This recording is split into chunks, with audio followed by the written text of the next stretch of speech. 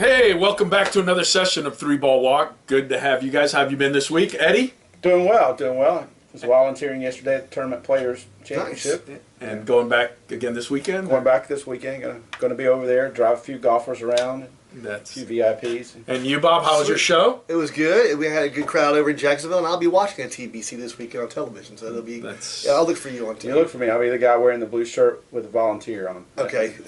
Only you. Only one volunteer? Only one volunteer. I'm doing it all by myself. The show was great. The show was great. A lot of stuff in baseball this week. I mean, the Cubs 24-6, 25-6, best start since 1907 when they last won the World Series. It could be their year. We called it, like everybody else. You called it early, but it could be. It definitely could be their year.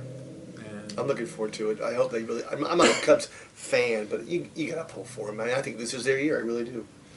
I'll tell you what, you get the right manager, and that's the whole thing. Right manager. I think it's kind of interesting because a lot of times the job a manager does is just expected, Sure, and right down the lineup, and that's it. And Joe Madden makes a difference having him in the last week. Did you see? Go ahead. Speaking of shirts, clearly. Fashion, you and Joe shop in the same place. Did you see his jacket last week? This is from Bed Bath & Beyond's curtains. After the game at a press conference? No, like they're traveling. The traveling outfit he had on. He had some jacket on that was just over the top weird. If you get a chance, you can look it up. I'm sure it's on there. Do you think that if the Cubs do win the World Series this year, that Theo Epstein kind of becomes like the all-time general manager? I was listening to a radio broadcast yesterday talking about how Theo Epstein is the greatest GM in baseball, and he is what, and you know how I, my guy with Dave and everything, taking a team, an expansion team to a World Series championship, taking the Tigers to a World Series championship, but I'll tell you what, after 100 years, you win a World Series for the Red Sox, and then you do the same for the Cubs. You gotta be doing something right. I would put him up there. Well, this week is the leadoff. This section, the leadoff, talking about things that happen. Did you see Strasburg's contract? Yeah, it's all right. So how do you feel about giving a guy that kind of money who's been teetering on injury most of his career? And that happens anytime you give any pitcher a contract for that length of time. The CC Sabathia, I mean, he did okay for the Yankees there, but he's been, from the alcohol rehab to different things, has he really earned that back end of the contract? And I think the same thing. The interesting thing with Strasburg, and I always, writers choose, it's fascinating to me how a guy can go out and throw 7 innings of 2-hit ball, 1 run, and it be an okay outing, and a guy throws the same thing, gives up 3 runs, but in one case your team scored 4 runs, and in the other case your team didn't score and you lost 1-0, and how oftentimes they make the offense reflects how good of a job. Strasburg the other night, it might have been last night. What a great night he had. And look at him, and he's back deep. He gave up 4 runs. He gave up 2 2-run homers in the first couple innings. That he had a good night, but because his team was able to tie the game 4-4, all of a sudden it becomes a great outing by Strasburg. 4 earned runs in 6-7 innings. There were a lot of other. Jose Fernandez did a better job, was dealing last night. Unbelievable. That's what I'm saying. I'm not so sure that's a good move by them to lock him up. I know that he was going to be an unrestricted free agent at the end of the year. They were afraid they were going to get nothing for him. But I'm not so sure that you needed to make that deal. And what about, let's just say that Washington at the trading deadline, he's going to be an unrestricted free agent, that's the trading line, you basically say they're out of it. Do you think then you try to deal him and get something for him? I was listening to someone the other day, and I want to say it was Tim Kirchin or something like that. They were asking him about if the Angels are out of it. Do you deal Mike Trout? They're still talking about I think in his response he said the word stupid 4 times and idiotic twice. It was. And the same thing. I'll tell you what, if you believe you can get 5 prospects, everyone's like, wow, 5 prospects. If one of them turns out to be half the pitcher as Stroud, you still lost. you still lost. I agree. I mean, about it, but And the same thing with Trout. How are you going to replace Trout with 5 guys? You're still going to get the same number of prospects. I mean, if you're missing on 9 out of 10 prospects, you're going to miss on 14 out of 15. Sure. You need to work on your organization, who you're drafting, and those kind of things, rather than saying I'm going to stockpile more draft. Right, and the other part too is I've always felt is one Trout with 4 mediocre average guys is a lot better than 2 half Trouts. Yeah, because he makes everybody else better. He just makes everyone better, and I've always and getting back to the Joe Madden, because I found it. One other thing that I found interesting, and I know hopefully you were gonna. Bryce Harper, 7 plate appearances, 6 walks, 3 of them intentional, and 1 hit by pitch. Yep. First time in Major League history that a guy's reached base 7 times without a plate appearance, without an official at bat. Yep.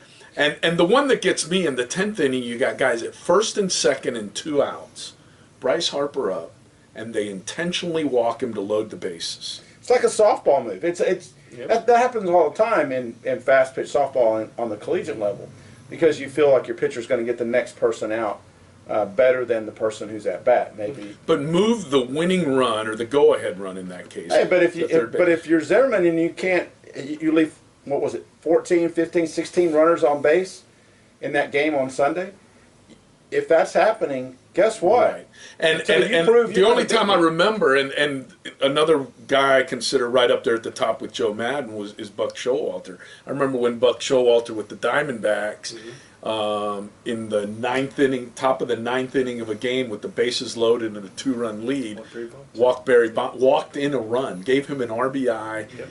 Okay, and that to me, in both cases, by the way, it worked. It worked. Okay, in that case with the Barry Bonds, you've got the largest home run hitting second baseman of all time, Jeff Kent, coming up to bat. Yeah, but Bonds at that point wasn't missing anything. No. So if you throw him a strike, you lose. You lose.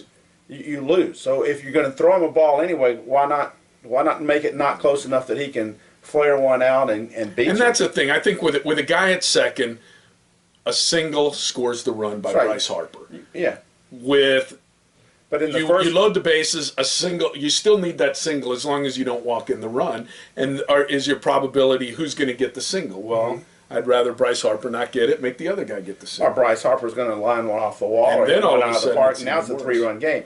I think it's Bryce Harper is going to face that until the Nats can find somebody to hit behind him. And but the fact that Jeff Kent, that's not necessarily the case. But then you have to make it on a regular basis. Okay, so that was one time it worked. 7 times. But 7 times in a row, if you go 3 for 7 in that, then that's out. That doesn't happen anymore. But until you can prove that you can hit in behind him in that situation, not let your emotions get too much on you, not say, well, I'm going to show them, I'm going to prove to them they shouldn't have walked me. You get too aggressive, you swing at bad pitches, next thing you know, you're popping up, game inning over. Just happened last night. Best hitter in baseball right now, Bryce Harper?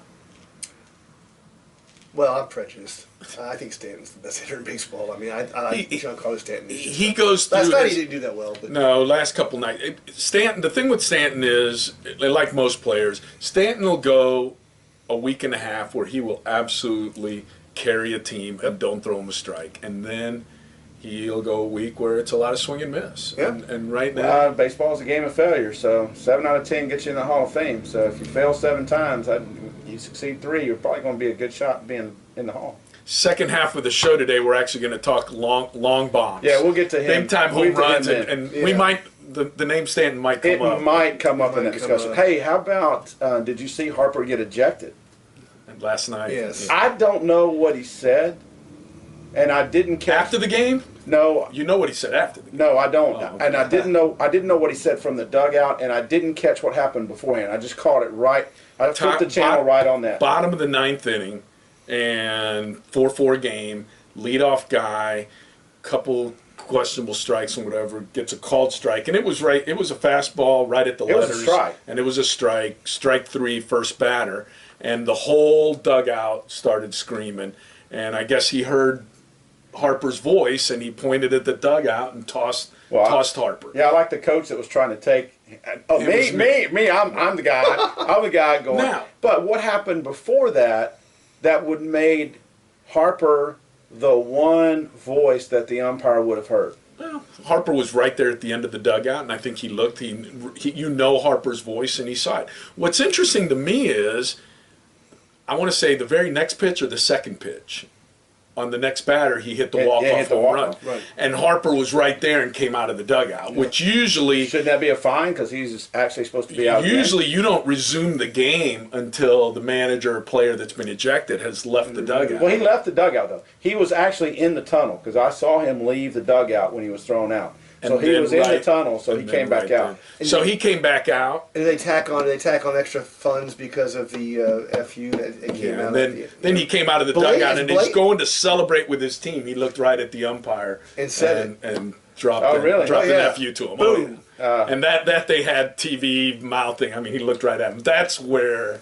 Yeah. After being ejected, you come back on the field and cuss out the umpire. Expect to get a little note from the league saying how much you owe on that one, Mr. Harper. But hey, he can afford it, right? And here's the whole point, which is kind of interesting. For $2, I can which is kind of interesting. Which has happened before is when a player gets ejected after a game, and then for doing that, does he get ejected? But if you've already been ejected, can you be ejected from the same game twice? No. I was actually thinking about that. No, you could be. That's where the fine is. He's got no business being on the field. Well, you could get suspended for the next game if the league, I guess, so deemed it appropriate. But that would be a suspension, not an ejection. You can't be ejected. But he's already been ejected. Right. But the game was over. I'll tell you what. I saw Gainesville High where. Well, it's Gainesville High School. Come on now. No. We're talking about Gainesville High School in Major League Baseball. That's like talking about Mount Everest and Mount Dora. Baseball is baseball. You can get ejected after a game. What happened at Gainesville High School was the last game of the season. They eliminated. They got ejected after the season. The game's over. No. You can't be ejected if the game is over. Can. How? The game's over. Game's over. Sure you can. I've seen where called strike 3 to end the game. The manager comes out, starts screaming, gets tossed. So what? The game was over. You got tossed. The game was over. How were you ejected? I don't know. You can't be ejected from the game because the game is over. You guys. Let us know, right? We'll check it out. You can be ejected. Hey, and then the other thing that this couple of things that happened. Chapman's return. Mm-hmm. Does that make the Yankees a contender or still pretenders? No, I think it makes them very much contenders if they're leading going into the 8th or 9th inning. Which the problem is they're not going to be leading going into the 8th or 9th inning. If that's a big if. When you get to our boy. So do you see them make some trades down those stretch to the Yankees, or do you think they? Because the last couple of years, the Yankees haven't done that much, really. And they got Chapman and Castro this year, but they haven't been making moves like when George was there. They're not one player away. No, they're a bunch away. No. And then the other thing was the home run we were talking about right before we started recording. The home run that turned into a single. Yes. Well, that happens. How does that happen in big league baseball? If you're the runner, now I'm not talking about Real Muto, as the guy from said it. Oh, I was watching the thing.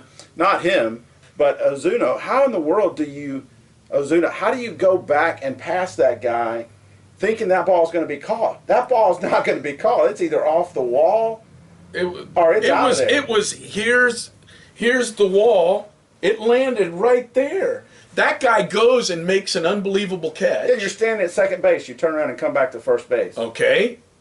Why don't you be on the base? The guy makes a leaping catch. You tag up and get in scoring position. Because you're probably not going to tag up from there anyway. That's what he went to do. I know, but that was the mistake on the base running. I totally disagree.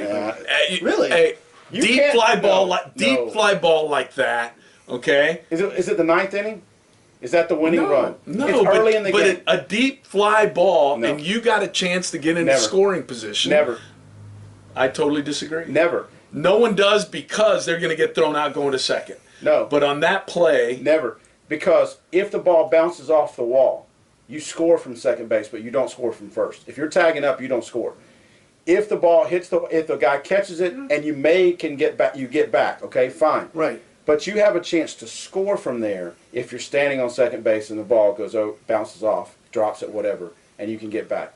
But he should have never been standing on first base, number one. Well, he wasn't standing Yes, he was. He actually passed Realmuto, No, and watch the video. He ends up touching first base. Right, but he's there, and all of a sudden he sees the guy goes going back. back. He runs back, tags, back. and starts Right. going again. But Right. you can't go all the way back to the base there. That's the point. Well, Right. goodness gracious, we're out of time. Can't We believe didn't it. even miss the little We send-off. We missed the send off, so we got to go. So we'll be right back for the second half. We're going to talk about home run hitters and the long ball, and we might finish up on that.